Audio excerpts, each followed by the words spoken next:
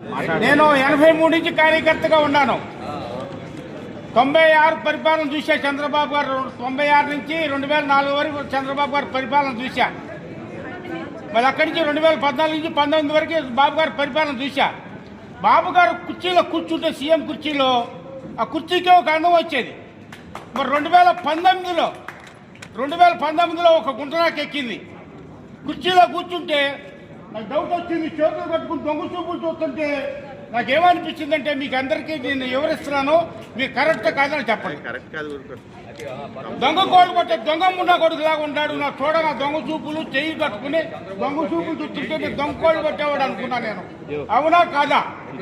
జగన్మోహన్ రెడ్డి 2019 కుర్చీలో కూర్చుని దొంగ చూపులు చూస్తుంటే దొంగ కోళ్ళు కొట్టేవాడు లాగా ఉన్నాడు అనుకున్నా.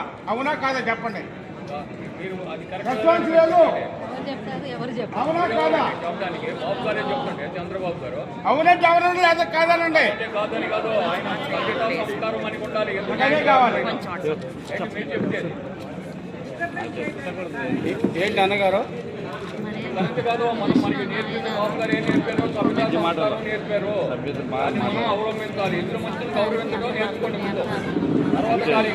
నేను మన వాళ్ళకి గౌరవిస్తే అది కాదు. మన కార్యకర్త ఇప్పుడు కూడా దాడులు చేస్తున్నాడు. మా పరిస్థితి ఏంటి చెప్పండి.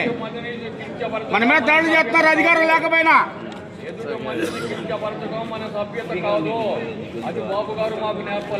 మనం తిట్టట్లేదండి, తిట్టట్లేదు. నేను తిట్టానా చెప్పండి.